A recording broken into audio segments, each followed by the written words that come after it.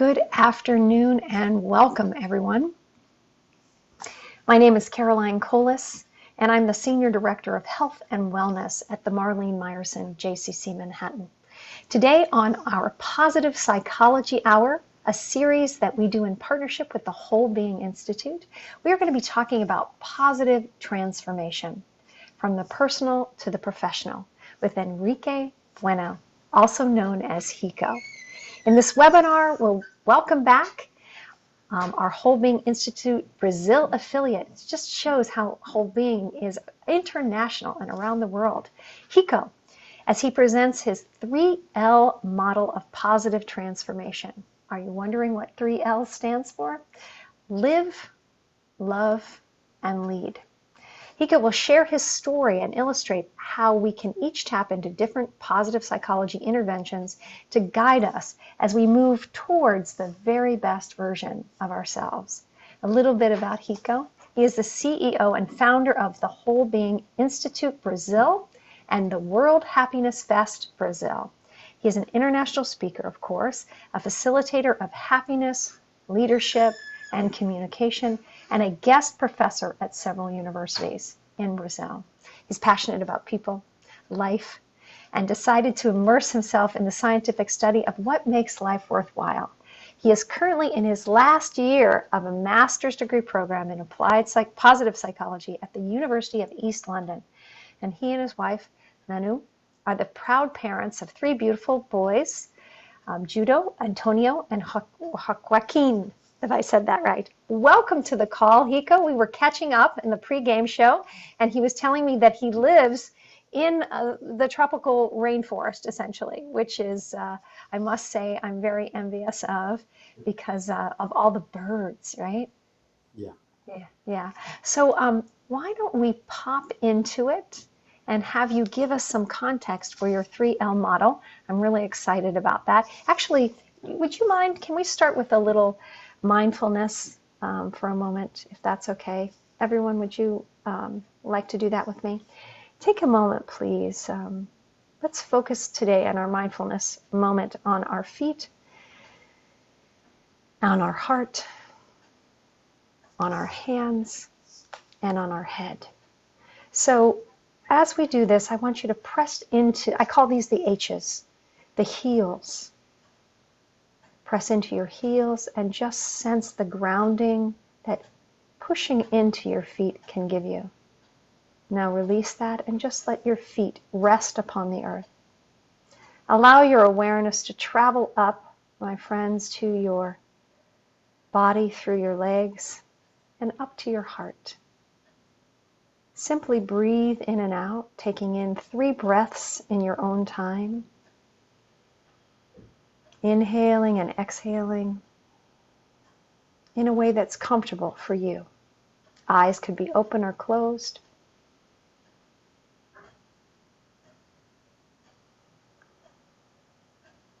And as you do that, you may notice the sounds around you. For me, I can hear certainly my own voice, and I can hear the ticking of a clock and my husband on the stoop.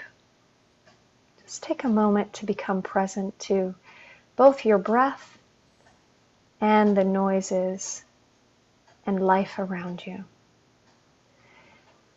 Allow your attention to drift down through your torso and arms to your hands. Become aware of your hands and soften into them. Mine are touching one another. Yours might be in your lap. Wherever they are, just bring your attention to your hands. Rest. And allow your energy then to come up towards your head. And let your head gently bobble on the top of your spine. Feel like a helium balloon that it is lifting, that is light. And imagine as you breathe in several more times that your breath enters in from the base of your spine, travels up through your heart and through your head and out into the world. And then back in again. Opening the eyes, just gently allow your hands to come up and to reach towards one another. To welcome our dear guest from across the world, from Brazil, to our call. Thank you, Hiko. Come and share with us what you have to offer on LLL.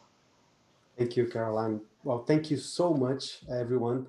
It's a great pleasure to be here. I'm very honored to be here. I would like to start telling that I wish that everybody is well and safe.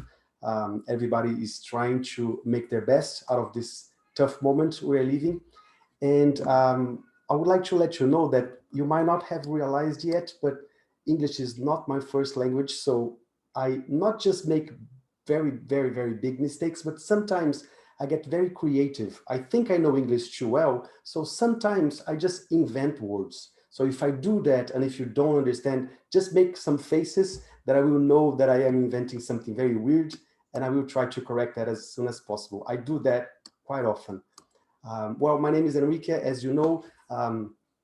As Carolina say, I have three beautiful kids, and people used to say that when I left law and I left my 10-year career as an executive in big companies to learn the science and application of happiness and positive psychology, that I came to the rainforest to live in a ranch, and I stayed some time without internet and television. So all my kids came very fast. So my oldest is 5 years old, my second is 4, and my third is 3.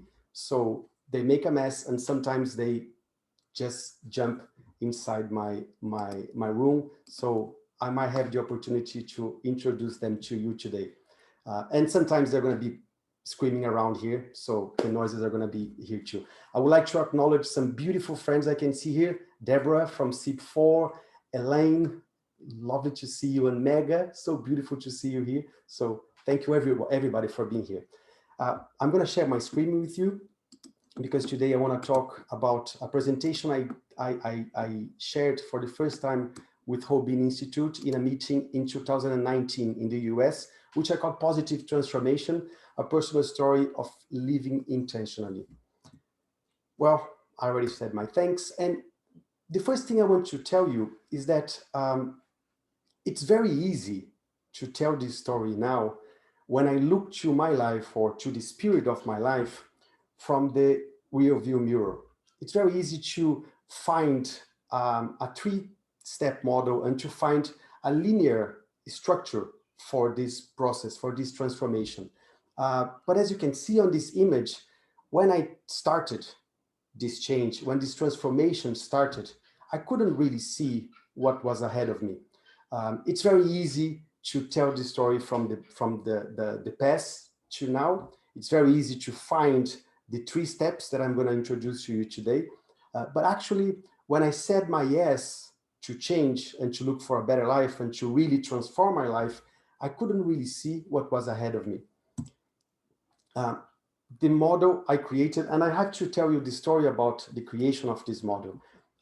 In 2019, Megan did a summit in Hobin Institute in the US, and she invited me to present there. And she said, you know, it was my first presentation outside of Brazil, the first presentation I ever did in English. And she said, you know, I want you to present in the event, and I want you to talk of your personal story of going from the personal story of positive psychology to becoming a leader in the field of positive psychology in Brazil. And I was in the airplane flying to Boston, and I still had no idea what to talk about. And on the airplane, I got my computer. Of course, I could not sleep after a few glasses of wine. And I decided to start thinking about this model. And then this image came to my mind, the 3L model. And it came to my mind in a quite clearly way. Again, looking to the past, now it's very easy to see how these 3 steps worked through this entire time. The first L is live, the second L is love, and the third is lead. My life before this transformation started wasn't going really well. I don't know if any of you have ever played this game. In Brazil, it's called the Game of Life. It's a board game that you just turn a wheel and you start moving your car. And sometimes you get married and then you get divorced and then you just win the lottery and then you lose everything and then you just buy a house and then you get a dog. And that's how the game plays. And it happens to the life of many people. Some people might be living this now, but 10 years ago, I was living this game. I used to say that I was living the big game of life, a game that I had no idea why I was playing. I didn't know the rules anymore, and I had no idea where I was heading to. I was just playing. I was playing because I learned that that was the game of life. That was what I had to do. I had to be successful. I had to get a lot of money. I had to be rich. I had to be famous. I had to be somebody. Really, I grew up, many of us did, learning that you need to do something to be somebody. And I did a lot. I decided when I was 16 years of age that I would become a lawyer, having no idea what a lawyer actually did. And when I was on the second year of law school, I knew for sure that I hated everything about law, but I decided to keep on doing because I knew that with law, I could get a lot of money and I could be successful. And then I started working and I did everything, and really everything that I always learned that would be everything I needed to do in order to be happy. Because, this is the only dream we actually have, the biggest dream we all have. That's the objective we all have. So I worked a lot. I got promoted. I got a very good position in a very good company. I had a good salary. I had a very important, a very pompous status in a big company. And everybody from the outside would look at me and say, Rico has his life sorted out. Everything is great. And for some reason, I was close to my 32, 33 years of age. And I felt that something was wrong. I had done everything that everybody had told me to do. I had climbed the stair very fast. I had reached a very high position in my life, in my career. I had good money. I had married with Manu, which is she's the most important person of my life, and I lived my life completely on the automatic.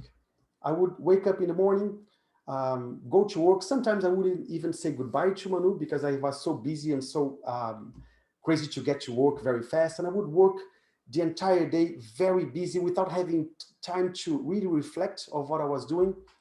I would be very stressed doing work. And really, for the most part of my days, I would feel that I was a failure. Like I really felt that sometime the entire company would figure out that I wasn't supposed to be there. I wasn't good enough.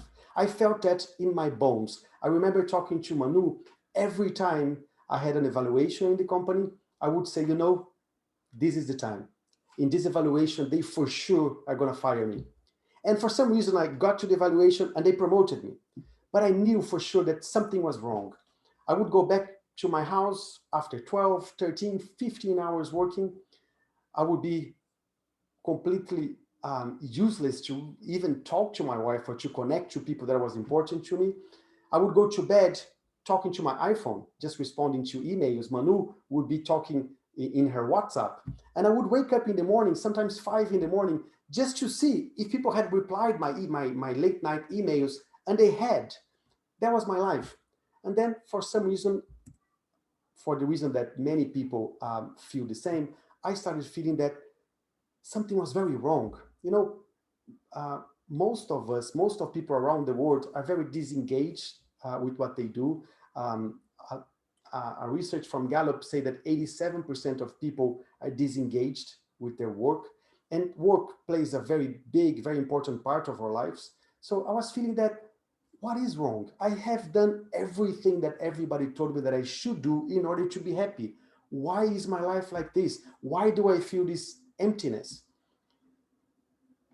I had done everything, really. I was in the place that everybody thought that I should be in order to be happy, but I wasn't. And then I decided to take a step. I decided to do the only thing that a person has to do in order to start a change in his life, which is to say yes. to this change. So I decided to say this, yes. And from this, hold on, my screen just locked down here. Let me try to unfreeze it. Hold on. I decided to say yes to the biggest life, professional and personal transformation I experienced in my entire life. And that happened when I decided to enroll in CIP4, in the certificate in Whole-Being Positive Psychology with Elaine and Deborah. I decided to learn about positive psychology. And I confess to you, I didn't do that because I really knew what positive psychology was. And I was completely sure that that was what I wanted to do in my life. I pretty much had no idea what positive psychology was. I had heard a few things about it when I did a coaching course. I thought that it was something very interesting, and pretty much I wanted to run away from everything I was doing. So I quitted my job. Everybody, of course, thought I was crazy. Many people still think I still am crazy. And I decided to enroll myself in the certificate in Whole-Being Positive Psychology in the US because there wasn't a very good course in Brazil at the time. And I decided to do that because I talked to a friend here and I say, which course should I do? And he say, you should go to study with Megan and Tal Ben-Shahar. And then I say, okay, let me do this course. And it's very difficult for Brazilians with our current currency to do a course in the US. It's very expensive. So I decided to do it anyway. So everybody thought I was crazy. My wife started to think, Manu, that I was even more crazy to spend all that money to do a course in positive psychology. What was that? And I did. So after a few months on the online course, we do have an immersion, a week that at the time it was at Kripalu on the Berkshires. There was a full week of immersion at Kripalu. And I remember I went there still with that mindset that kept on telling me that the road to success, the road to a good life, the road to happiness, it's about getting success, getting there, being famous, being rich. So I went to Kripalu to do this course on positive psychology. And I remember that on my first day, I was having a class with Megan, which probably most of you know, and Tal Ben-Shahar. And then on the break, I just stand up very excited, went to them. That was in 2013, and say, Megan, Tal, hi, my name is Henrique. I want to talk to you guys because I want to bring this course to Brazil. Can I do that? Can I translate and bring this course to Brazil? The only thing I could see at that time in 2013 is that, this course is good. I think I can get a lot of money with that. I can bring this course to Brazil and I can, start a new company there. And maybe I can be an entrepreneur and I can get a good business and I can be famous. And then my friends, my family, they think, he did a good choice. He's famous again. He's important. He has a good business. And Tal Ben-Shahar and Megan, with that the great, they just look at me and smile and say, wow, how nice, great, let's do that. And they did that. And that's all they did. For the next 5 to 6 years, that's all they did. I kept on asking, Tal, Megan, I want to bring this course to Brazil. Tal, Megan, I want to bring this course to Brazil. And they say, wow, how nice. And they would stop there. They wouldn't do anything more than just saying how nice. And I couldn't understand what that was happening. Then one day in 2017, I was completely in love with positive psychology. I will explain you why. I decided to go deeper. I decided to start to enroll in a master's degree in the University of East London. And because I'm not a psychologist, I say, I need to have reference letters. So I asked Tal Ben-Shahar, Megan, and Maria Sirra, because I was, that student that sat in the front row, could you please write me a reference letter for the university? And all three of them did. I got a reply from the university accepting me as a master's student. And then I replied to them and say, Tal, Megan, I want to say thank you. I was accepted at the master's degree. So thank you so much for writing me that reference letter. Both of them replied, wow, how nice. I'm very happy for you. And you know what? Do you really want to translate and to bring Whole-Being Institute to Brazil? Because if you do, now you're ready. And that was the first time that I realized the first part of my live, love, lead, positive transformation model. The first part, the live part. Everything really started to change. At the beginning, what I really wanted was to get there. The same mindset. My life would get better when I would be the CEO of a very successful institute in Brazil. When I really decided to leave everything I was learning with intention, then things started to change. And how I did that, the first thing I remember too well, and Elaine and Deborah will remember that too, was the 30-day challenge, which is a challenge that we leave the first immersion of Hobin Institute, which with a decision to use an Inspire module to decide one very simple activity to do every day for 30 days in order to create a positive habit in your life. I remember I had just moved to the countryside, to the farm, and one of my biggest strengths is appreciation of beauty and excellence. And one of my biggest weaknesses was to really take care of my body, the physical part. So I decided that my 30-day challenge would be to wake up very early in the morning and do a walk in nature, and to make that more exciting, appreciate nature and take one photo every day of the sunrise in nature, and then send this photo to my friends at the course at Hobin Institute. And I did that for 30 days, connecting one of my top strengths with a need that I had of physical activity in nature. I started to do that, and I started to feel some changes in my physical dimension of well-being and in my whole personal well-being as well. I started to look at my life in all dimensions, not waking up in the morning thinking, well, I'm not very well today. No, waking up and saying, how am I in each of these dimensions? And what can I do in order to improve 2, maybe 3% of this dimension? And how can I leverage my whole person well-being doing this specific activity? In other words, how can I stop waiting for the environment to change? And how can I act to make a small change that over time can be significant in my well-being? I also started to practice the famous gratitude. And that's an important story to tell, because when I left the first immersion, I remember I had a lunch with Tal Ben-Shahar Kripalo, and I wasn't feeling really well because all that change, I had left the corporate environment. I was feeling in that limbo, without a proper career, trying to decide what to do with my professional life. And I was having lunch with him and say, Rico, I want to invite you to do an exercise. For the next 30 days, I want you to, every night before going to bed, I want you to think of 3 things that you are grateful for. And it's not just to think of, you have to really remember something that happened in the day. So if you want to thank your kid, you have to remember a hug you received or something you heard from him, and try to relive that experience. If it's a hug, try to feel the hug again, the smell, try to hear the voice again, try to relive that experience for a few seconds, and write that down in a piece of paper. That's all. Do that for 30 days. And I confess to you, when I was in the airplane on the way back from Boston, I couldn't sleep again, because I say, it's too simple. It cannot be truth. I cannot believe that I left my corporate job. I left my salary. I left everything. I cannot believe that my wife thinks I'm crazy. And now I'm going to get home to tell her that I spent all this fortune with a course. I studied with Tal Ben-Shahar, the professor from Harvard. And this is the exercise I'm going to do. How can I explain that to her? If she thinks I'm crazy, now she's going to kick me out of the house because I'm completely insane.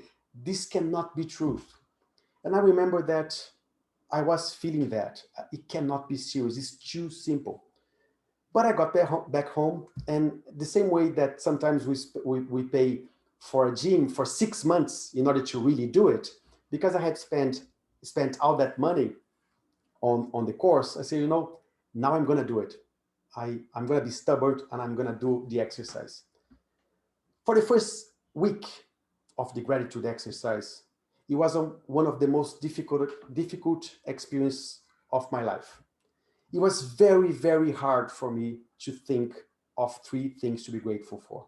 And when I found three things, they would be so simple that it felt that it wouldn't be something to write down and to really appreciate. For example, what's the meaning of saying thanks for a nice meal I had with my wife? What's the meaning of saying thanks because my kid hugged me? It makes no sense. I felt that on the first week. On the second week, I confess to you that it still did not make any sense. It was a bit easier. I could find maybe 5, 7 things to be grateful for. It was easier to find, but it was still pretty difficult to understand where this exercise was taking me. On the third week doing the exercise, I was driving from my city, which is on the ocean in the south of Brazil, to the capital of my state, which is an hour drive in a winding road in the middle of the forest.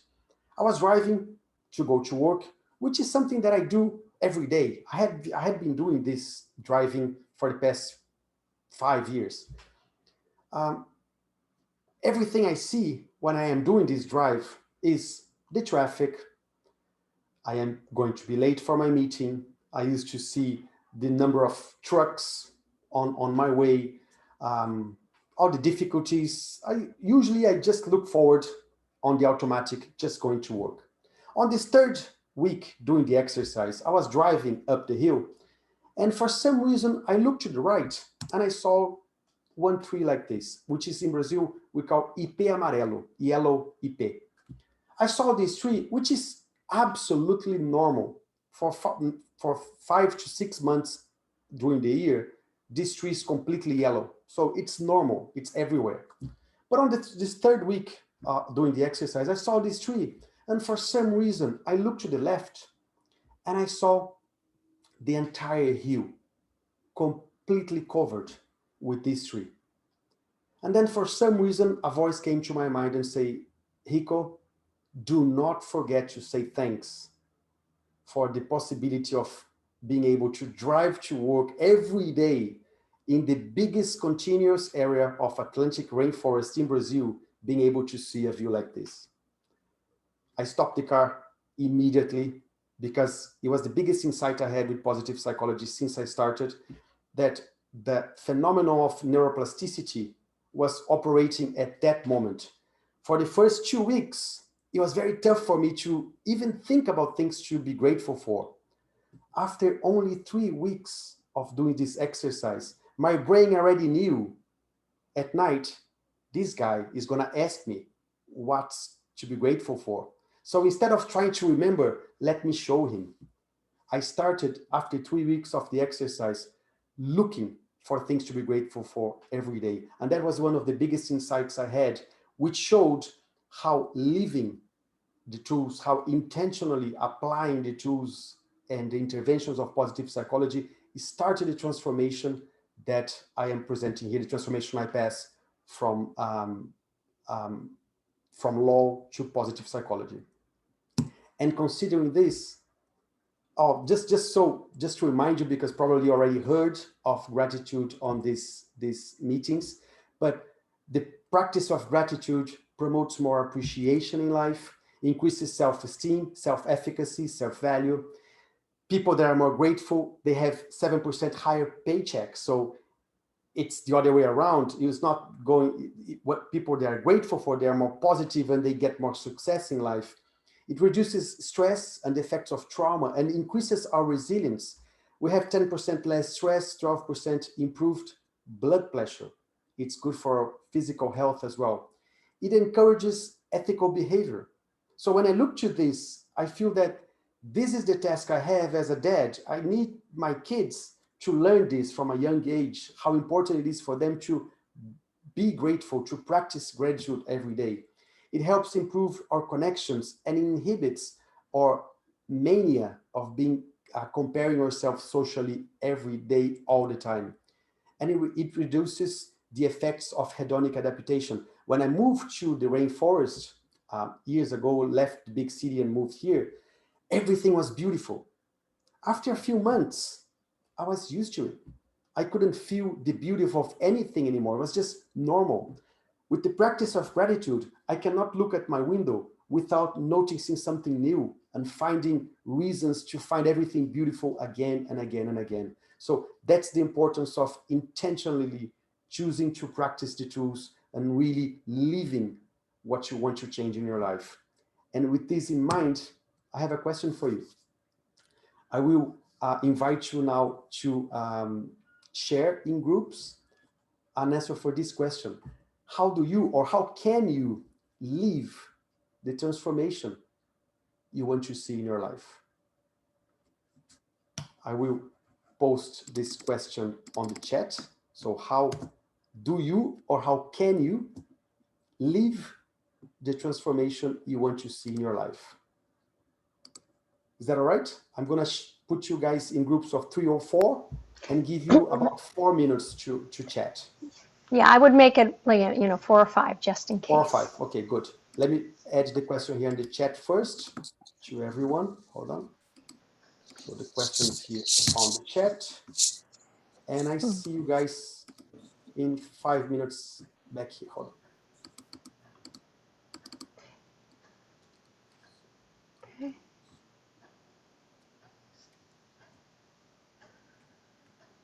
Okay, see you soon. Thank you for sharing. Well, let me keep going on my model. The second part of the model, so that was the first part, the idea of living into the change you want to see in your life. The second part happened in a different way. When I started to have these insights and to feel the changes in my life, the first thing I wanted to do was to change people around me. The first person I decided to change around me was, of course, Manu, my wife. So all of the time I would go to her and say, Manu, you have to do this, you have to try this, you have to practice this. And every time I would do that, she would just look at me and think. Sometimes she would say, but most of the time she would just think, here he comes, the crazy guy that left the corporate job and is studying positive psychology, thinking that for some reason I'm not good enough and I have to change something. So he's trying to bring something for me to do. And nothing would happen. She wouldn't change. And that's why looking back, I can really, really, really connect the love as a second component of the positive transformation. Because all of a sudden I decided that, I don't have to, and I will not, and I don't want anymore to change anyone. I just kept on living, doing everything I was doing to myself. And all of a sudden, without me doing anything, Manu, he started to knock on my door and say, Rico, what is that thing you're doing with João, with Joaquim, with Antonio? How are you dealing with them when they run those tantrums? How are you dealing with them that they get out of that so much faster than they do with me? Why are you so positive? Why are you living? How are you dealing with this in this way? She started to ask me questions about the things that she could see on me. And then I would just tell her, I'm doing this. If you want to do the same, just do the same things. And then she would ask me, I would offer her the ideas I was using, and she started to use as well. And all of a sudden, friends that would come to our house would do the same, would come to our house and say, oh, what's going on there? What are you guys doing? And would ask for connection. So some things that we did at home. One of them was the bedtime, what went well. When I had that insight with the yellow ipe, with that tree, I decided that every night, and I do that for the past 5 years, every night I ask my kids, what was the best thing you had in your day today? Sometimes they're going to bed mad because they fought with their brothers or something went bad in the day. Before they go to bed, I always ask, what was the best thing that happened today with you? What was the most fun thing that happened?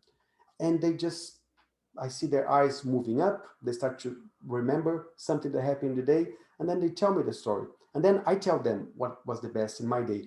I started to ask that to Manu, my wife, and all of a sudden she started to ask that to me. And the funny part was, without me trying to change her, on the days back then when I would forget to ask her what was the best in her day, she would come to me and say, you're not going to ask what was the best in my day today? I want to tell you. So she would want to tell me the best in her day, because when we do that, we bring the best in our day, because as Maria Silva says, our worst days have a best moment. So when you remind yourself of your best moment before you go to bed with that energy, that positive energy from remembering that best moment. I started to do with my kids what I learned with Tal, the idea of mirroring emotions.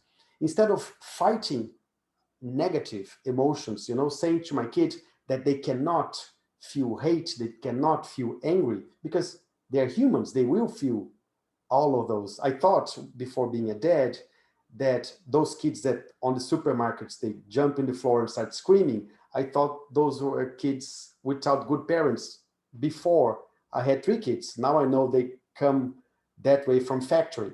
So I decided to start mirroring their emotions.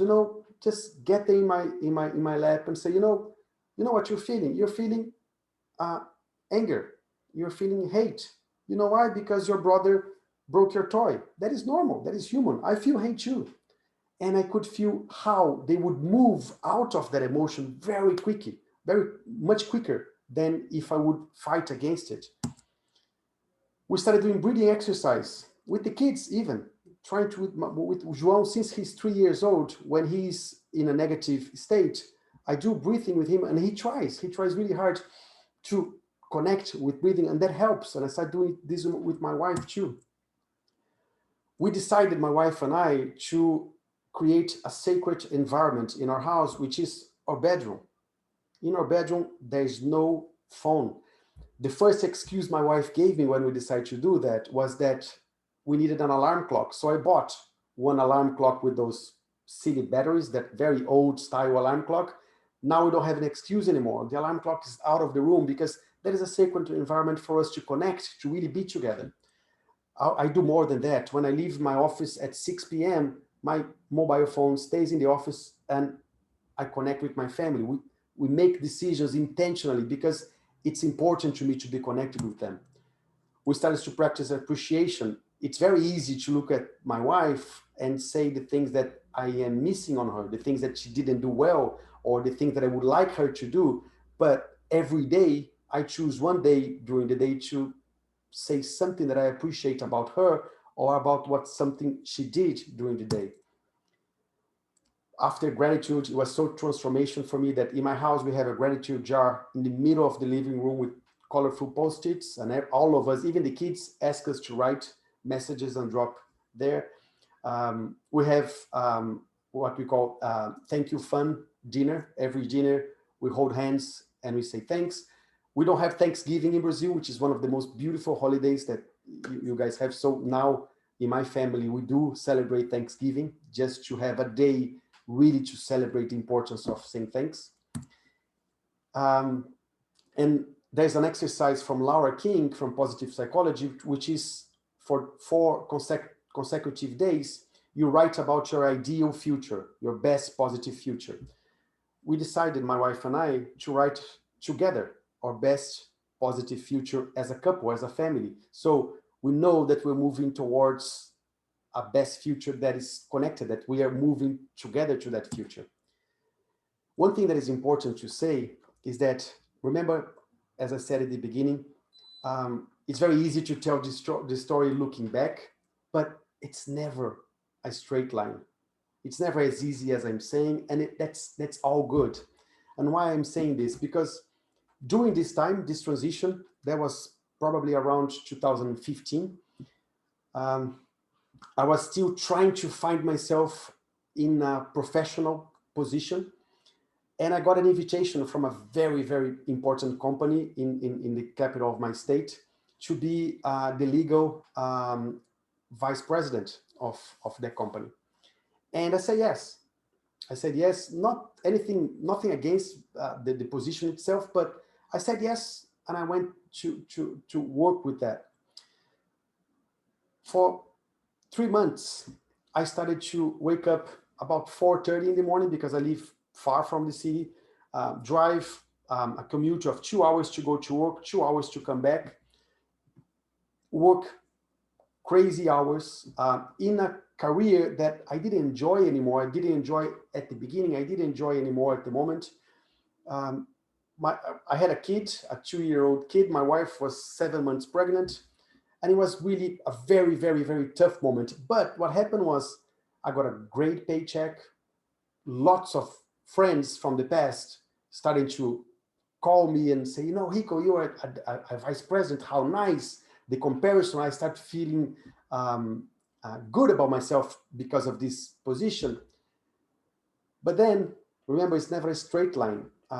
One day, my wife, Manu, during a lunch, after we finished lunch, she held my hand and she asked me, that was 3 months after I accepted the role.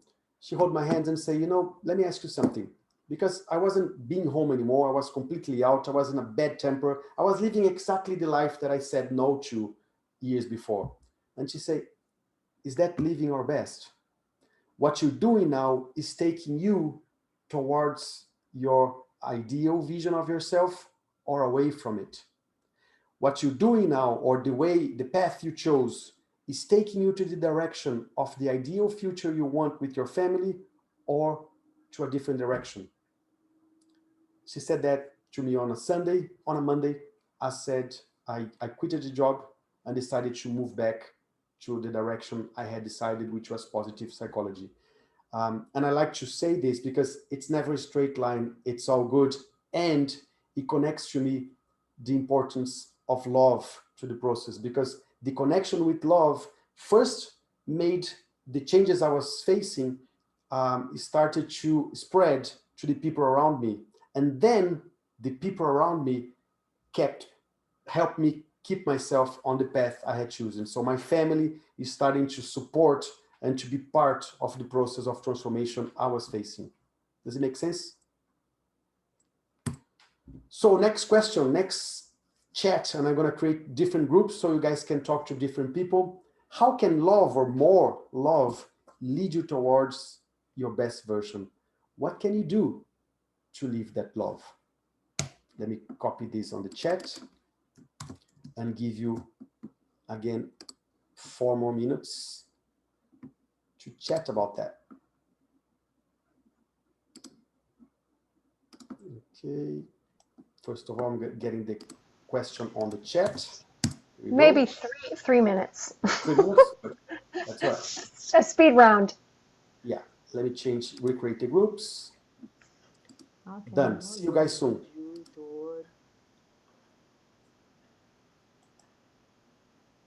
Oh, fun. Yeah, that was great. Thank you. Yeah. Welcome back. Welcome back. I can't see you anymore, Caroline. Oh, let me. Why is that? Oh, no, I can see you. I'm gonna pin you. Here I am. Yeah, there you go. Good. Okay. Oh, all right, nice to see you guys back. Just getting to the last slides. Share the screen again.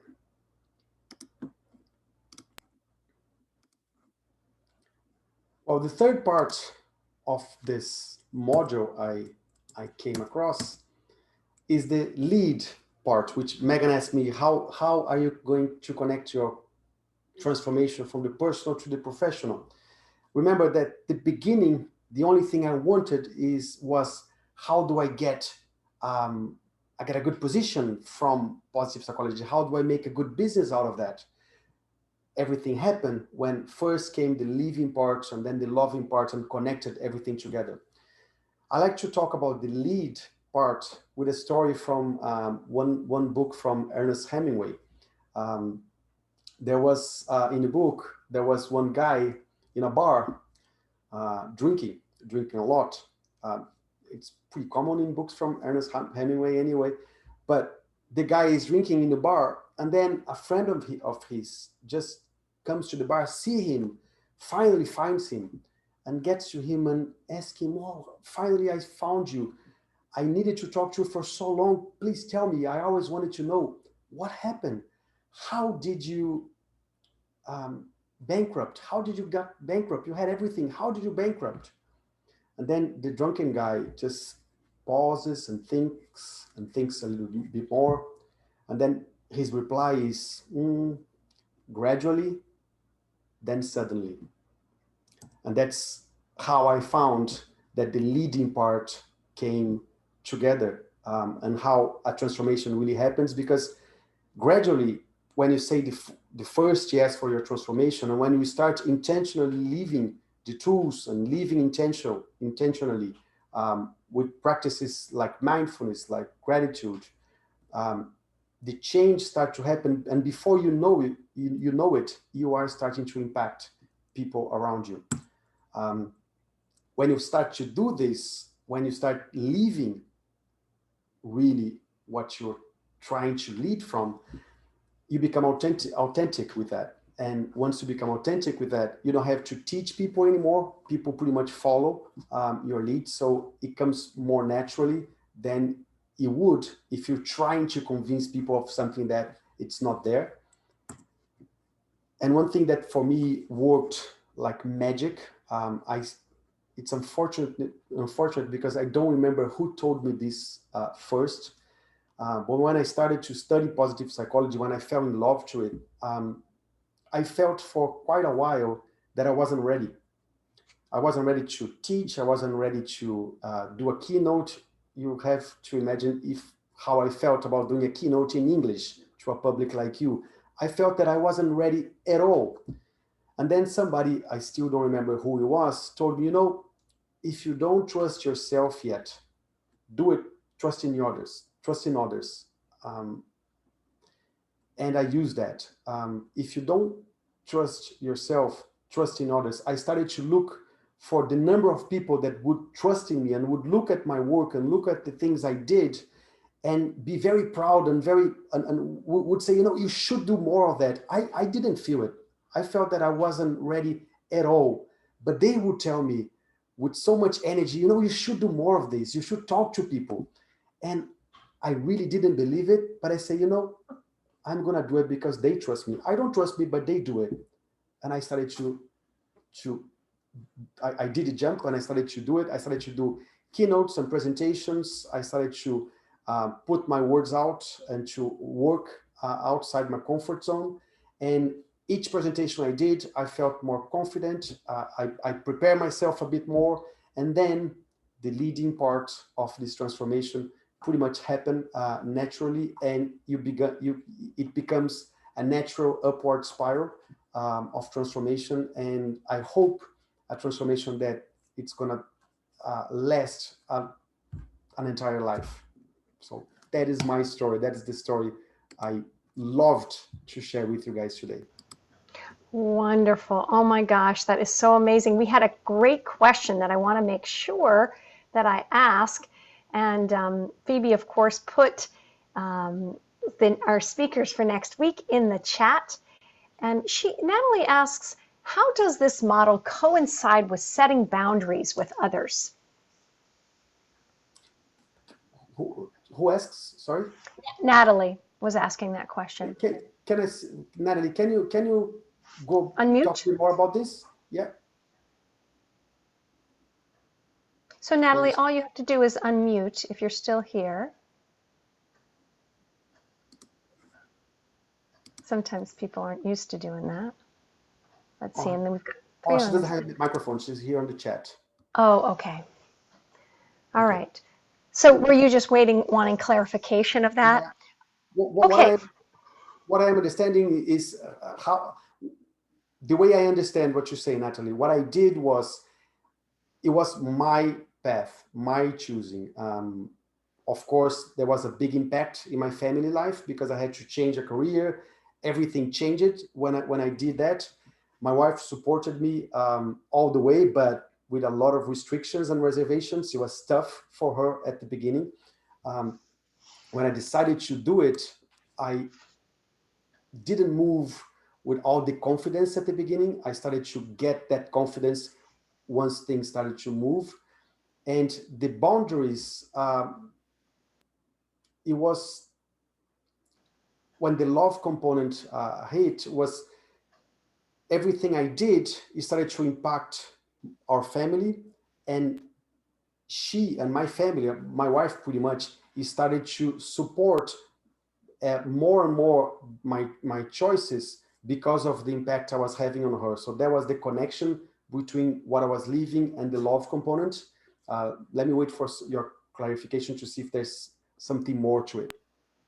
I think that's an important comment. And what we're talking about here is like, how do I take care of myself and also take care of others? In other words, in a way, when you were choosing to go into the path, the lawyer path, and then back to the other position, was that for yourself, or was that because, you know, the expectation that we have in the brain of this is what success looks like and this is what I'm supposed to want, and, you know, maybe not trusting that? It's, as you said, it's a circuitous route. It's not like directly there, and it's almost like sailing, right? Or if we have a north star over there that we're going towards, we're going to tack back and forth. And the question sometimes is, especially if I have other people and there's other expectations, how do I manage that when I need to do something, when I have to set boundaries, or people are saying you can't do this or you can't do that? Yeah. In our case, it was for myself, but it was completely for our family too, because I was completely disconnected from our family when before I did that. And when Mm-hmm. what I did, it started to show the connection and kept the other aspects as well. It's not about one thing or the other. It's not I'm doing the positive transformation and now I'm not having a career or not working towards a financial path.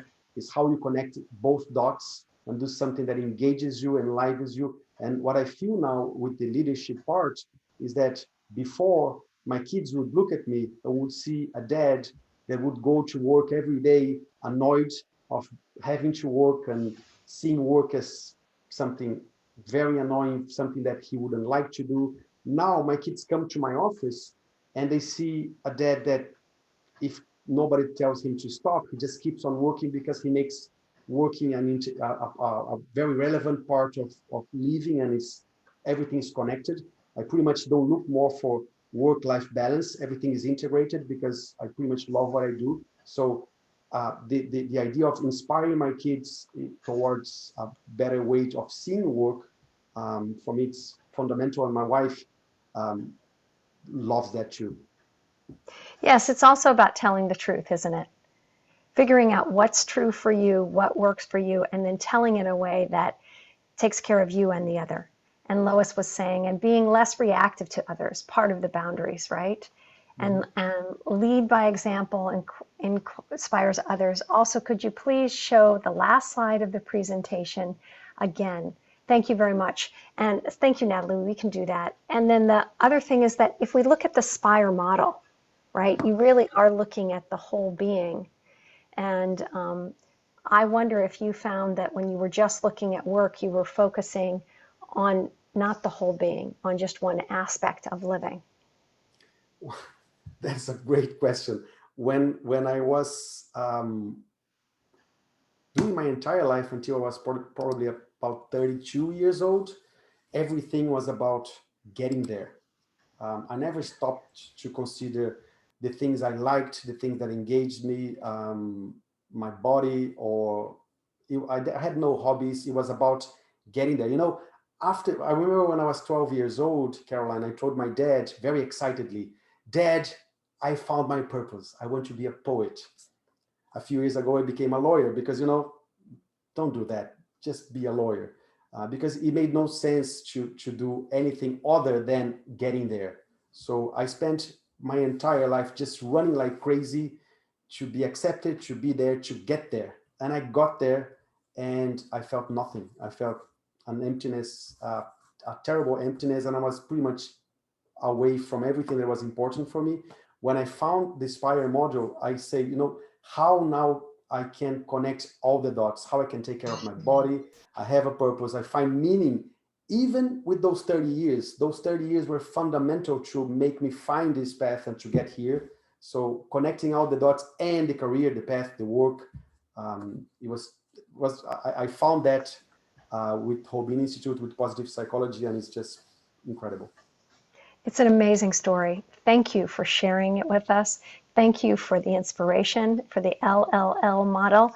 I know for me, it's been really helpful to be both reminded that of the whole being, right? Spire model, and also of the sensation that when we go into gratitude, we want to feel the sensation of that in our body, and that to lead from love, right? And that it's not a straight path, right? So much insight, and I wonder, everyone, if you want to pop in the chat the insights that you've received as well. But just great to have you back. We send love to your country. I know you guys are struggling with the virus right now, and it's pretty rampant. And so we send love to you and to your family, and thank you for inspiring us so much. Thank you for having me. It was beautiful. Thank you so much. Feel free to unmute, everyone. Feel free to write in the chat. Yes, love to Brazil, says Heather. And what I've learned is everyone's journey is a lesson. Yes, gorgeous. Hiko, Thanks, everybody. love Hiko. Love, Thank you love, so love. much. Hi. Thank you. Thanks, everybody. Thank you. Thank Thank All right. you. Thank you. Thank you. Thank you. Thanks, All right. everyone. We'll see you next week. Have a good weekend. Bye. You Thank too. Bye. Yes, Bye-bye. and it is Yom Hotsamud, and we are doing Holocaust Remembrance Day. Yeah. So join us for the reading of the names if you want to. All right, Thank you. take care, everyone. Bye-bye. Bye-bye. Great seeing you, Hiko. Great to see you. Thank you, Nico. Bye, everyone. Bye-bye.